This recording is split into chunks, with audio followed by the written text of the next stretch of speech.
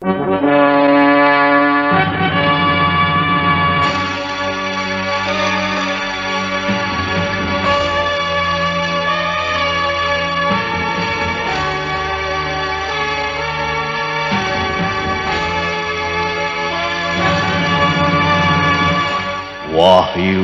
Astabrata.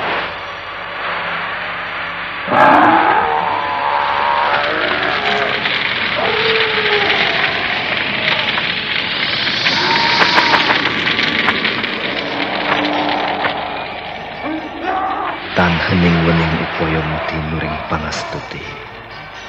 Tetek anggayo mukti sentosa rahayu. Acur wungu nirdaya tan asepe sampurna. Dewi Kesuma, datanglah, kumohon.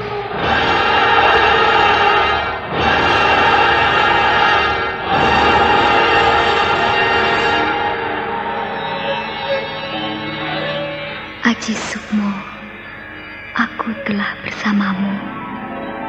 Kaulah suamiku. Mari menyongsong matahari.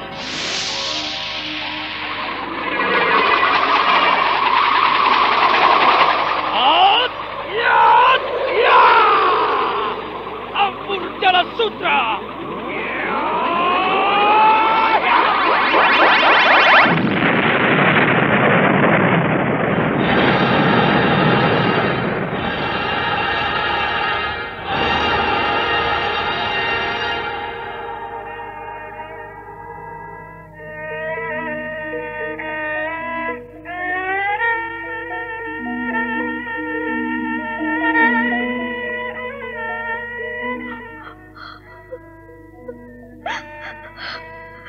Kakang Sukmo, tolonglah aku. Lepaskan aku dari penderitaan ini. Rara Sunti, aku datang. Aku akan menolongmu. Rara Sunti!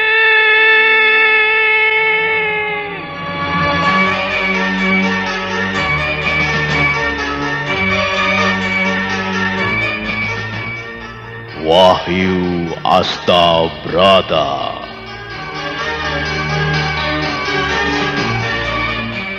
Serial sandiwara radio ini berlatar belakang sejarah Kesultanan Mataram, menggetarkan, mendebarkan, menggelorakan semangat, cinta, dan perjuangan umat manusia yang ingin menyibak misteri kehidupan ini.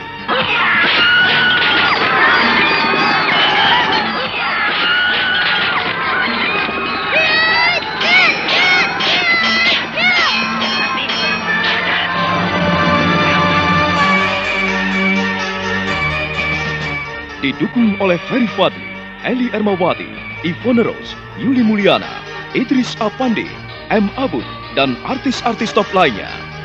Cerita ini ditulis dan diolah oleh Buan Nergis Muriono. Pengarah cerita dan naskah Agung Bahrodi. Ilustrasi musik Hari Sabar. Teknik dan montase Jamie Mumu.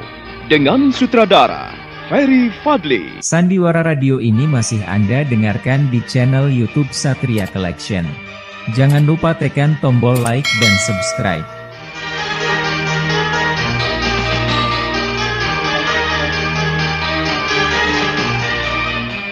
Wahyu Astabrata.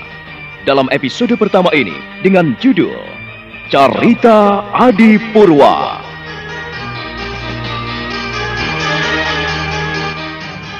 Pada seri yang pertama ini didukung oleh para pemain Hari Akik sebagai Adipati Mandoroko, Wit Hendra sebagai Pangeran Mangkubumi, Rusli sebagai Pangeran Puger, Heris Tiono sebagai Pangeran Purboyo, Edi Dosa sebagai Pangeran Jayorogo, Jumali sebagai Pangeran Jumina, Nanang sebagai Pangeran Pringgoloyo, Aris sebagai Raden Mas Jolang, Heni sebagai Putri Brangti, dan Asti Suhastra, pembawa cerita. Selamat menikmati.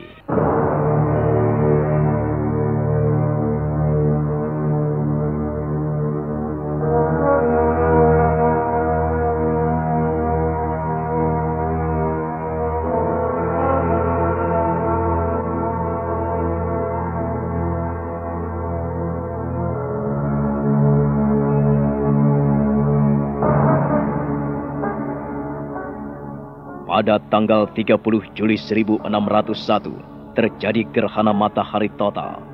Hal itu merupakan pertanda buruk bagi rakyat Mataram. Memang benar, bumi Mataram pucat bagai wajah tanpa darah. 4 bulan setelah peristiwa gerhana matahari total, tepatnya pada hari Senin, tanggal 2 November 1601, Istana Mataram dilanda duka. Panembahan Senopati Ingalogo meninggal dunia.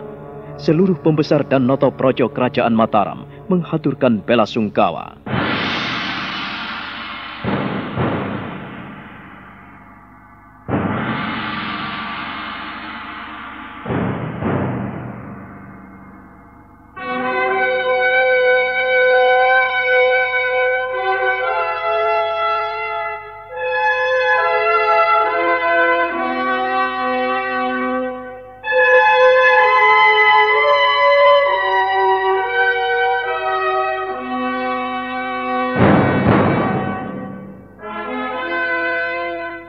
Jenazah Panembahan Senopati Ingalogo segera dikebumikan.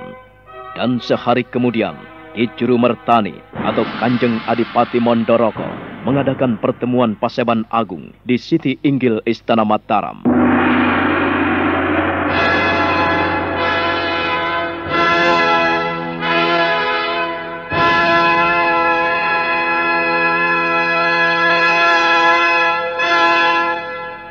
Pertemuan akbar di Siti Inggil itu dihadiri segenap kerabat istana, para pembesar dan seluruh noto projo Mataram. Putra-putri Panembahan Senopati duduk berbanjar di dekat singgasana. Mereka adalah Pangeran Puger, Pangeran Purboyo, Pangeran Joyorogo, Pangeran Jumina, Pangeran Pringgoloyo, Putri Brangti, dan Putri Brangsi. Tak lama kemudian, muncullah Adipati Mondoroko dan Pangeran Mangkubumi mengiringi Raden Mas Jolang atau Pangeran Adipati Anom yang mengenakan busana kebesaran Raja Mataram.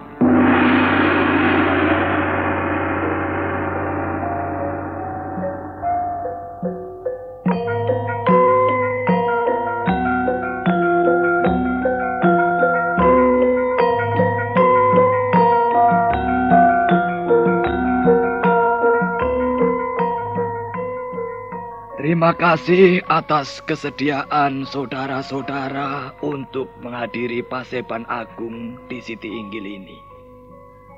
Perlu diketahui, mengapa saya mengadakan pertemuan Paseban Agung ini. Kemarin, kita telah kehilangan pemimpin kita. Untuk itulah, pada saat ini, saya perlu mengadakan pertemuan Paseban Agung di Siti Inggil. Setelah duduk di hadapan saudara-saudara, Raden Mas Jolang atau Pangeran Adipati Anom, putra ke-6 dari almarhum Panembahan Senopati Ingalogo. Saya selaku orang tua, mewakili amanat dan pesan almarhum, bahwa Raden Mas Jolang telah ditunjuk sebagai pengganti almarhum. Untuk itu, kumohon dengan sangat kepada Pangeran Puger, Pangeran Purboyo, Pangeran Joyorogo, Pangeran Jumina, Pangeran Pringgoloyo, Gusti Putri Brangti dan Gusti Putri Brangsih yang saya cintai, tidak berkeberatan menerima keputusan ini. Iya, Eyang. Kami setuju. Kami sudah mengerti dan kami mendengarkan amanat Kanjeng Romo. Terima kasih, terima kasih. Apabila Kanjeng Pangeran semua tidak keberatan atas penunjukan ini, waktu selanjutnya kuserahkan sepenuhnya kepada Kanjeng Pangeran Mangkubumi selaku saudara almarhum Panembahan Senopati Ingalogo. Silahkan Kanjeng Pangeran Mangkubumi. Sandiwara radio ini masih Anda dengarkan di channel YouTube Satria Collection. Jangan lupa tekan tombol like dan subscribe. Aku berdiri di sini melaksanakan amanat Kang Mas Panembahan Senopati.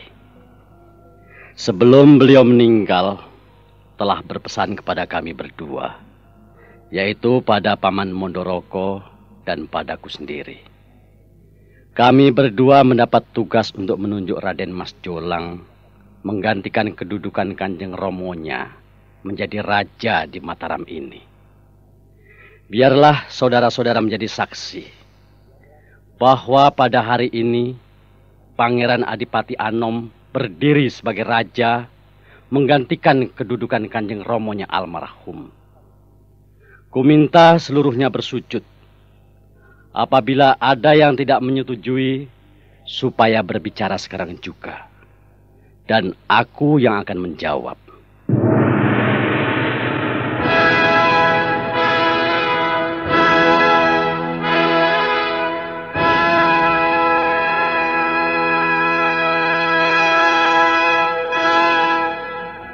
Maka demikianlah Raden Mas Jolang atau Pangeran Adipati Anom didudukan di dampar singgasana kencana Istana Mataram, menggantikan kedudukan Panembahan Senopati menjadi raja di Mataram. Raden Mas Jolang atau Pangeran Adipati Anom itu tersenyum kepada seluruh hadirin. Dia mengenakan busana kebesaran istana beserta mahkota kemuliaan sebagai raja di Raja Kerajaan Mataram. Selamat ya Sang Prabu. Selamat ya Kanjeng Sinuwun. Kiranya Yang Maha Agung merestui segalanya. Salam ya Sang Prabu. Terimalah salam dan hormat kami. Terima kasih atas penghormatan saudara-saudara. Karena mulai saat ini, saudara-saudara telah merestui kedudukanku sebagai raja di Mataram ini. Tanggung jawab yang kuemban ini tidak ringan. Sebagai raja, aku bukan hanya sebagai pembesar semata, tapi aku harus bisa menjadi pemuka, menjadi pemimpin, menjadi panutan, sekaligus menjadi pengayom seluruh rakyat. Untuk menjalankan tugas yang amat berat ini, sudah barang tentu aku tak bisa bekerja sendiri. Aku ini masih muda dalam segala hal. Kumohon semua rela memberikan sumbangsih, baik berupa gagasan, maupun pemikiran demi kemajuan Mataram.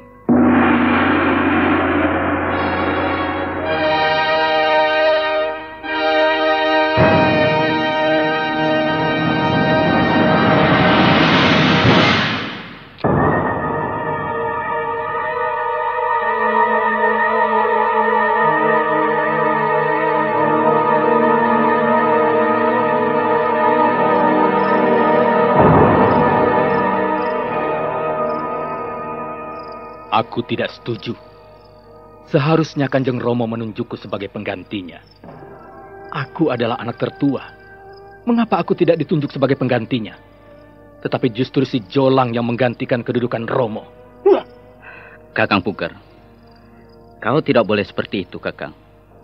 Bukankah kita telah sepakat bahwa kita telah menyetujui apa yang telah menjadi keputusan Kanjeng Romo sebelum beliau meninggal? Iya, Kakang. Adi Jolang telah ditunjuk sebagai pengganti Romo. Siapa yang menentang akan menerima kutukan Gusti Yang Maha Agung. Tidak bisa. Tidak bisa, Adi Purboyo. Aku tidak bisa menerima semua ini. Seharusnya akulah yang menggantikan kedudukan Kanjeng Romo, bukan Mas Jolang. Akulah yang lebih berhak, Brangti. Memang seharusnya demikian, Kakang. Akan tetapi Kanjeng Romo adalah orang yang weruh saturunging winarah. Kanjeng Romo adalah orang yang bijaksana. Ia bisa mengetahui apa yang belum terjadi.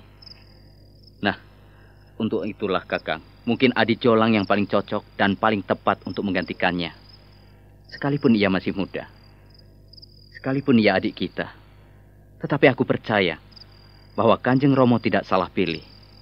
Kanjeng Romo tidak hanya berpikir untuk saat ini. Namun beliau memikirkan masa depan Mataram, Kakang. Tapi aku jadi malu sekali, Adi Purboyo. Di depan seluruh keluarga maupun di depan Noto Projo Mataram, aku malu. Tidak, Kakang Puger. Kau tidak boleh malu. Kalau lebih adil lagi, justru Kang Mas Ronggo almarhum yang berhak menduduki tahta ini. Kita tidak perlu iri hati, Kakang. Kita tidak perlu dengki. Sebab Adi Jolang pun masih memiliki hak dan kewajiban pula. Ia bukan orang lain, Kakang Puger. Dia adalah saudara kita sendiri. Tetapi akulah yang paling berhak, Purboyo. Akulah yang paling berhak untuk menduduki tahta di Mataram ini. Bukan Adi Jolang yang masih muda mentah itu. Oh, Kakang Puger. Kakang harus ingat pada amanat Kanjeng Romo. Ingat, jika Kakang Puger menentang, Kakang Puger bisa tertimpa malapetaka. Kalau Kakang Puger tidak setuju, mengapa Kakang Puger tidak protes? Tidak menuntut pada Eyang Roko? Kenapa, Kakang? Eyang Mondoroko sudah memutuskan dan Pak Lek Mangkubumi sudah memilih. Bahkan sudah menantang siapa yang tidak setuju. Supaya bilang kepadanya, kau diam saja, kenapa, Kakang? Iya, Kakang. Seharusnya kau tadi usul pada Eyang Mondoroko dan Pak Lek Mangkubumi. Oh, jadi kau pun setuju bahwa Adi Jolanglah yang memang paling berhak untuk menduduki tahta di Mataram ini? Kakang Puger, jangan salah paham. Semuanya telah terjadi, Kakang. Kalau kita telah mendapatkan minuman 1 cawan, apakah kita ingin minta 2 cawan? Kita tidak boleh merampas, Kakang. Kakang Puger harus tahu bahwa apa yang telah disampaikan Kanjeng Romo almarhum tidak boleh dibantah lagi. Kita harus menerima, Kakang Puger. Kau tidak boleh seperti itu. Siapa yang tidak terima Ing Pandum akan celaka hidupnya. Sebab ia diburu hawa nafsunya sendiri. Ia dikejar-kejar rasa tidak puas. Nasi sudah menjadi bubur, Kakang Puger. Kalau kita sudah tidak dipilih, untuk apa kita protes? Untuk apa? Ya, kita terima saja. Barangkali memang beginilah nasib kita. Hanya menjadi bawahan adik kita. Masalahnya bukan menjadi bawahan atau apa, Adi Joyoroko. Kita harus nerimo Ing Pandum.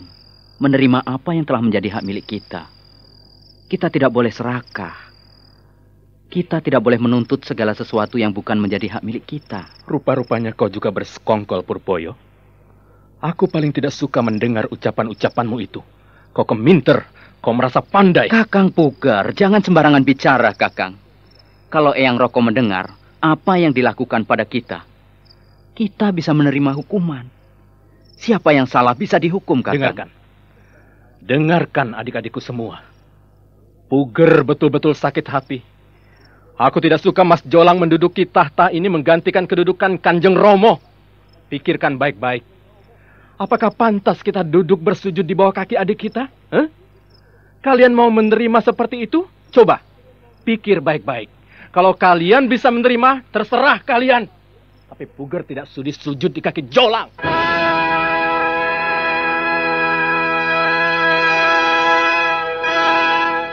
Pangeran Puger adalah putra kedua Panembahan Senopati. Dia segera meninggalkan adik-adiknya dan pergi ke wisma istana. Pangeran Puger merasa diremehkan dan tidak dilihat oleh Kanjeng Romonya. Bahkan Adipati Mondoroko dan Pangeran Mangkubumi seakan-akan tidak memperhatikannya lagi. Kekejutan hatinya dia pendam dalam-dalam di sanubarinya. Sandiwara Radio ini masih Anda dengarkan di channel YouTube Satria Collection. Jangan lupa tekan tombol like dan subscribe.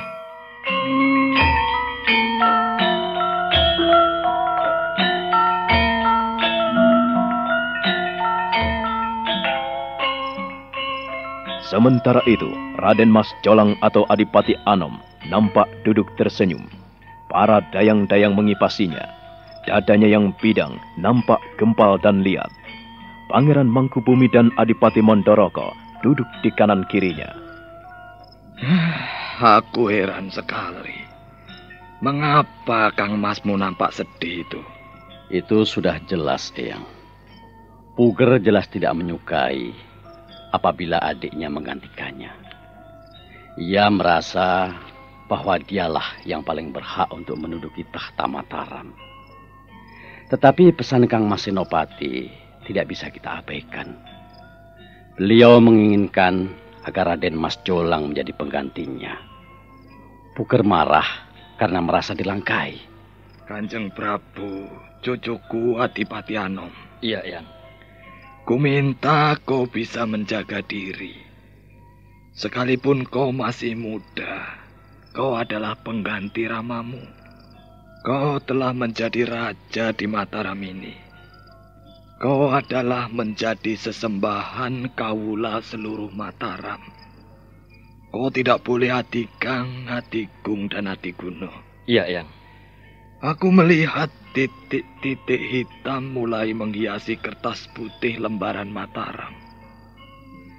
Dengan terpilihnya dirimu sebagai pengganti Ramamu, kau tentunya harus bangga dan berbahagia. Karena kau memiliki sesuatu yang cemerlang. Kau memiliki Candraning Ngaurip.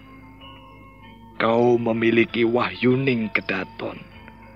Kau memiliki Wahyuning Keraton, Ger. Terima kasih, Eyang.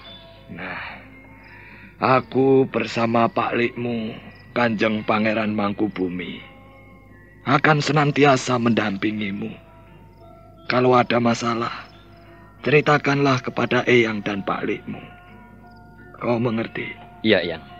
Seorang yang bijaksana senantiasa mempertimbangkan segala sesuatu sebelum memutuskannya. Iya, Pak Lik. Apabila almarhum Kanjeng Ramamu sudah menjadi panembahan Senopati ing Ngaloka, menjadi panembahan seluruh kawula alit di Mataram ini, maka kau tidak boleh menyeleweng, tidak boleh menyimpang dari garis yang telah ada di Mataram ini. Iya, Pak Lik. Segala sesuatu ada waktunya. Segala sesuatu ada masanya. Dan apabila kita sabar terhadap sesuatu, maka kita akan mendapatkan sesuatu yang paling baik. Demikian pula dengan dirimu, Ger. Eyang bangga punya cucu seperti kamu. Candraning Ngaurip nampak dalam sinar wajahmu. Sekalipun ada yang kurang menyukai dirimu menduduki singgasana ini, kau tidak perlu berkecil hati. Yang Maha Agung menyertaimu.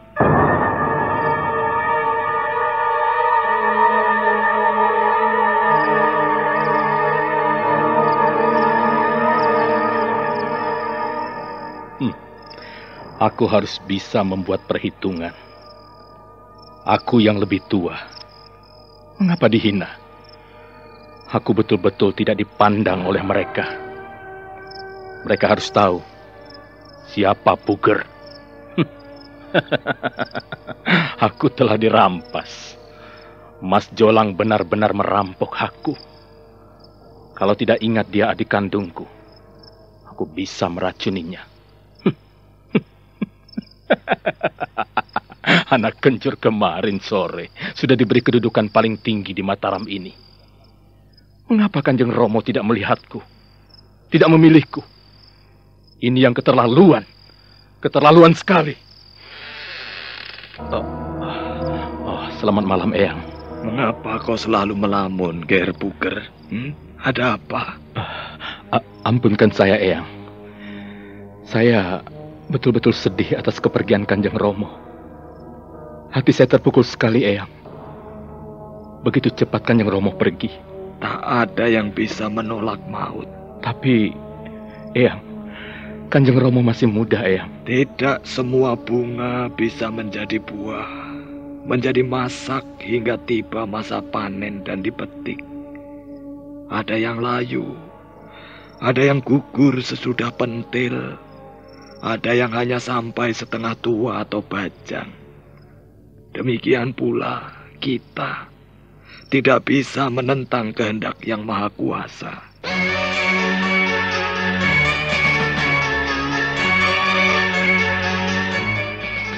Ki Juru Mertani atau Adipati Mondoroko tersenyum. Dia memandang Pangeran Puger penuh tanda tanya. Dia mulai bisa membaca hati pangeran itu. Lalu dia mendekati Pangeran Puger dan duduk di sebelahnya. Pangeran Puger menggeser duduknya, bahkan bangkit dari tempat duduknya.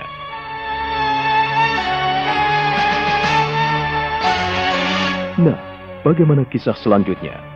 Saudara pendengar, silakan menunggu kelanjutan kisah Wahyu Astabrata ini dalam seri berikutnya. Sampai jumpa.